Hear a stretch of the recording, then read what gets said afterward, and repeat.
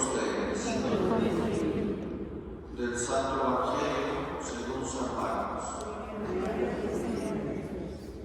En aquel tiempo Juan le dijo a Jesús: hemos visto a uno que expulsaba a los demonios en tu nombre, y como no es de los nuestros, se lo prohibimos. Pero Jesús le respondió: no se lo prohíban, porque no hay ninguno que haga milagros en mi nombre que luego sea capaz de hablar mal de mí. Todo aquel que no está contra nosotros está a nuestro favor. Palabra del Señor.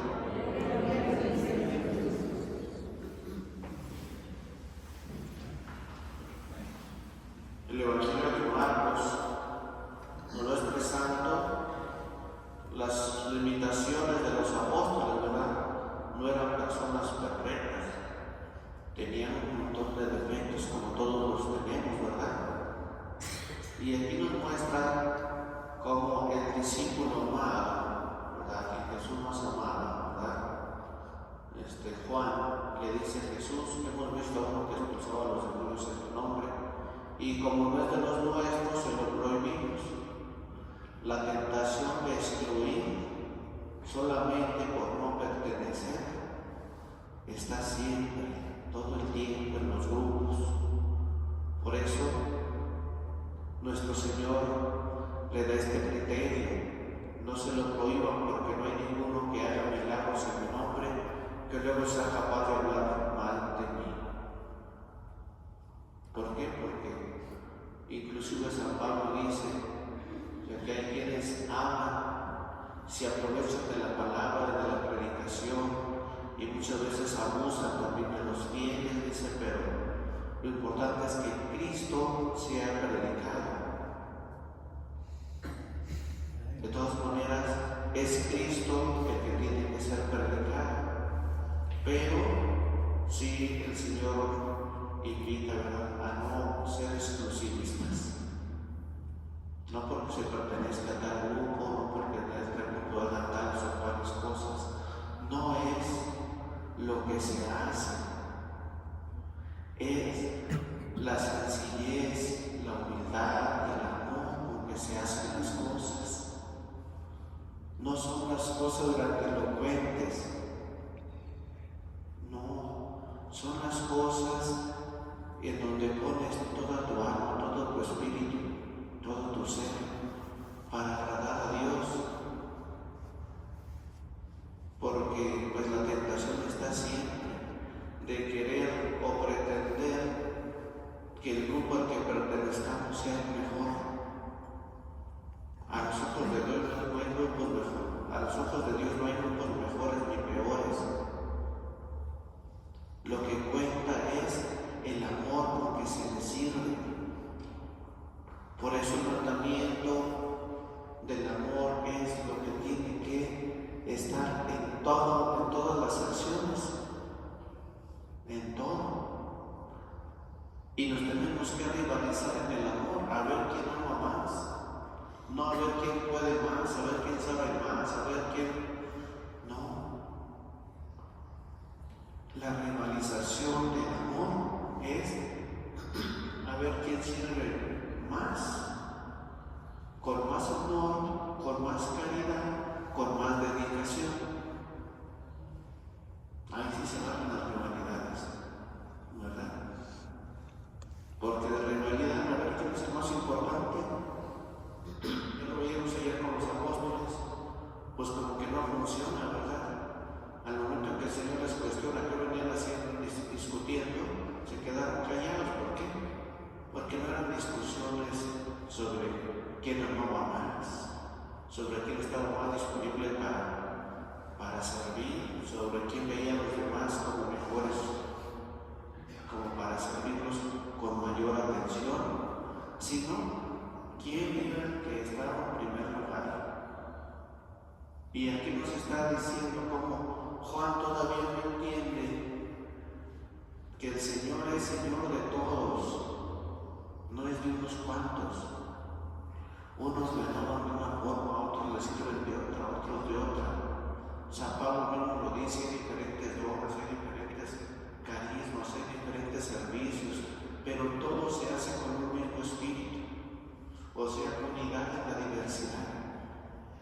personas que servimos a Dios, el peor testimonio que podemos dar es estar siempre en contra unos de otros. Eso es lo peor que puede haber en una comunidad cristiana. No hay nada más destructivo que estar siempre moliendo la vida de los demás por los grupos ajenos, porque no son de los nuestros. Eso sí perjudica bastante. Eso mata las buenas intenciones y muchas veces acaba con las personas más débiles de espíritu, de tal manera que mejor prefieren no volver. Por eso nuestro Señor nos ha dejado un modelo perfectísimo de servicio, de humildad, de sencillez, de disponibilidad.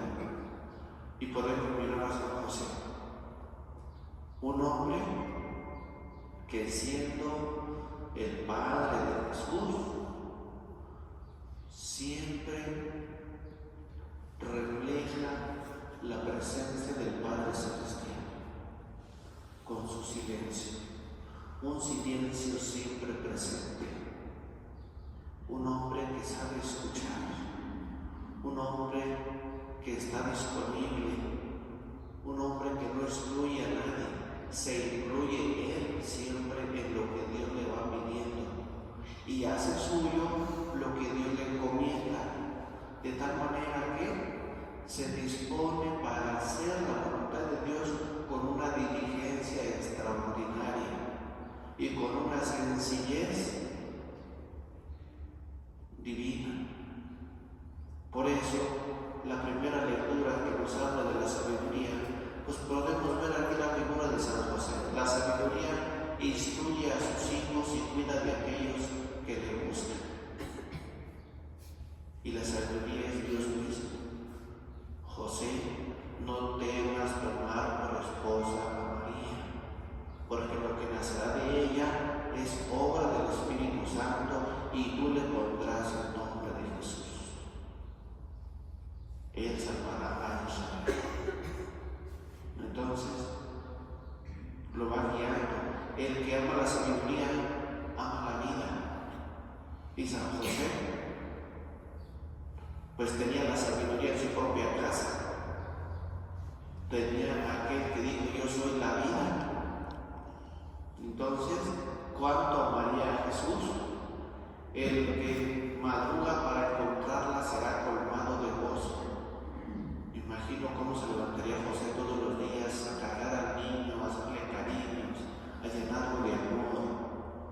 Si cuando vemos un niño siempre nos saca lo mejor, ¿verdad? Lo primero que hacemos son payasadas, ¿no? Gestos, cariños, palabras, o sea, un bebé nos saca lo que siempre tendríamos que dar a todo el mundo, ¿no? Entonces imagínense, se dice, el que madruga para encontrarla será colmado de gozo. ¿Cómo sería colmado San José? De ver siempre al niño, de tomarlo en sus brazos, de hacerle cariño, de hacerle chiqueos, de pensar, pues era un padre amoroso. ¿O no se ve quién es San José? Padre amoroso. Entonces, amoroso con María, ¿sí? No era un palo seco, ¿verdad? No era un gendarme en la casa. No, San José era un hombre cariñoso, tierno. Sentía el amor apasionado por María, ¿verdad? Pero un apasionado en Dios, desde el corazón de Dios, con el alma pura, con el alma limpia, pero con un ardor de amor en el Espíritu de Dios, que no hay hombre alguno en esta tierra que haya amado tanto como José a María. Y entonces, pues, dice, el que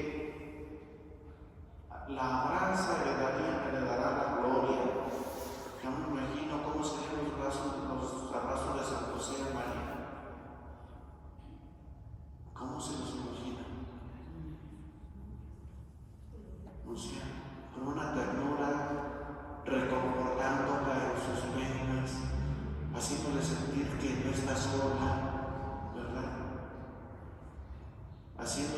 siempre su presencia, aunque no estuviera con él, aunque él estuviera trabajando. María nunca se sintió abandonada por José, jamás. El amor de José era como una sombra que la protegía, que la cuidaba, que le defendía de todo, que daba su vida por ella. Entonces dice que el que la abraza a la sabiduría, que le dará la gloria y recibirá la bendición del Señor en todo lo que emprenda. Imagínense nada más, con esa ternura, y luego la bendición pues ya la tenía también, ¿no? O sea, Dios mismo. Entonces dice, los que sirven a la sabiduría sirven al Señor, que es santo. Y San José se distinguió por los servicios al plan divino. De hecho, imagínense una María sin San José, un Jesús sin San José. O sea, no había posibilidades. Lo que hizo José en su silencio fue tan indispensable que sin él no se hubiera podido llevar la obra de Dios. Porque Jesús necesitaba un papá, porque María necesitaba un esposo, y porque ambos necesitaban el cuidado y la protección de José.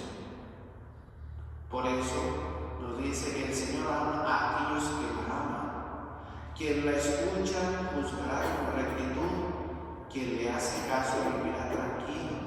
Imagínense, una vez vi una película de San José y se dio cuenta de que ya cuando venía de visitar a Isabel, pues María ya venía con su barriguita, ya estaba embarazada, ya llevaba 6 meses. Y se volvió loco la película, ¿verdad? Y agarró los muebles y los aventaba y agarraba las sillas y los mandaba contra la pared.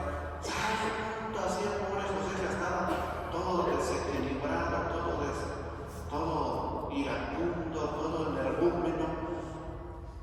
Y yo dije, híjoles, no tiene ni siquiera un poquito de sensibilidad de lo que era la persona de San José. Una persona llena de paz, llena de tranquilidad, una rectitud impecable, una forma de ser que no lastimaba ni con el tono de las palabras, que guardaba silencio cuando tenía que guardarlo, que hablaba cuando tenía que hablar, no era mudo. Entonces, el que confía en ella, la sabiduría llegará a poseerla y la dejará en herencia a sus descendientes. Imagínense lo que dejaría de herencia a Jesús, las enseñanzas que le dejó a Jesús, porque tenía la tarea de educarlo, tenía la tarea de enseñarlo, de hacerlo un hombre de bien, de hacerlo un hombre de trabajo, un hombre de responsabilidad. Y entonces, pues tenemos en José un modelo perfecto de padre, de esposo, de hombre, ¿sí? Y un hombre que tiene a Dios en el centro de su vida y que nada hace sin pedirle el auxilio divino. Por eso pedía entendimiento. Me imagino que se dormía en oración, de tal manera que en la oración de San José dormido, el Señor le hablaba. Por eso esta devoción de San José dormido no es así nada más como ahí, no, tiene un profundo significado. Dios le habla a San José en sueños, y no porque el sueño es una mentira o es una ilusión. Él lo creía, y así como lo escuchaba y así como se le mandaba en los sueños, lo llevaba en la vida, ya despiertito, ¿verdad? Se ponía a hacer lo que soñaba porque creía que Dios era el que le hablaba. Entonces viene a ser el hombre que sabe vivir en la paz, que sigue el camino de Dios y que no lo atormentan los sustos ni los temores. No lo atormentan porque es valiente, porque pone su confianza en Dios y porque no teme sacrificarse para defender a María y al niño. Y entonces el sufrimiento no le asusta. Él siempre está dispuesto, ¿verdad?, con una conducta siempre imponente.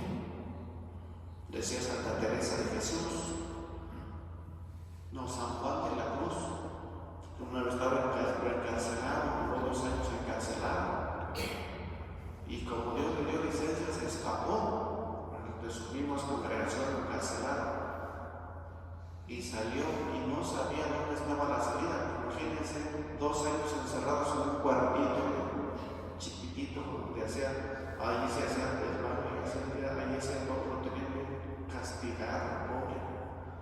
Se escapó, ¿verdad? Y dice que un hombre de negro, con un porte muy especial, alto, fornido, y dice que fue el que lo llevó y lo sacó hasta la calle y casi lo dejó en el convento de las monjitas.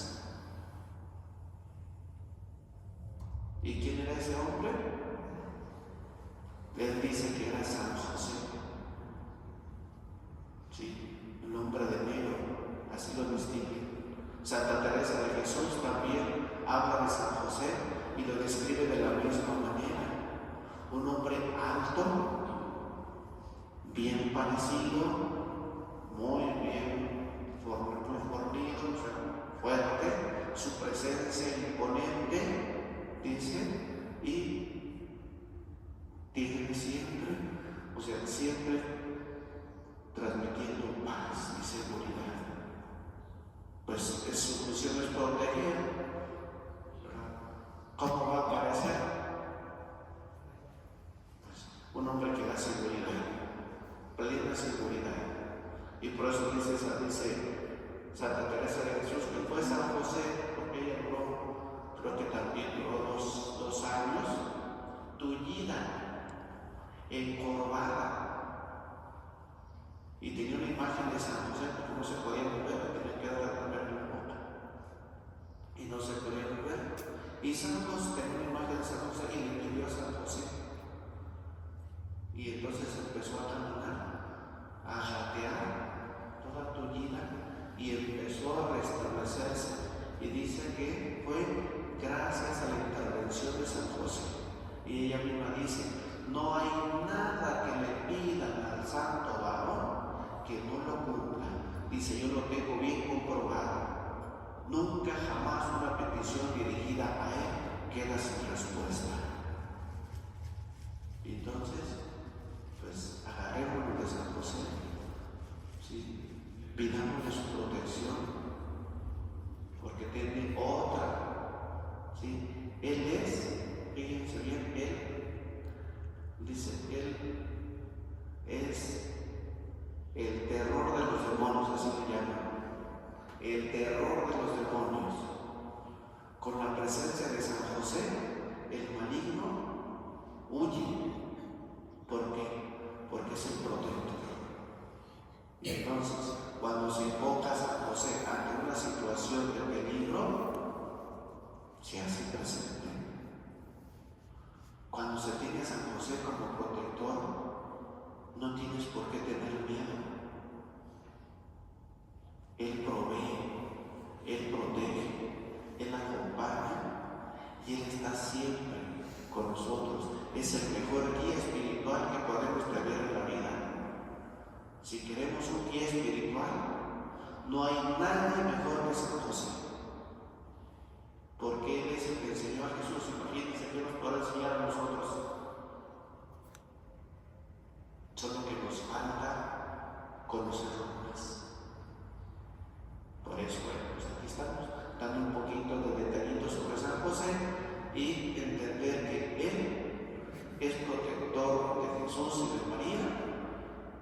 y proteger a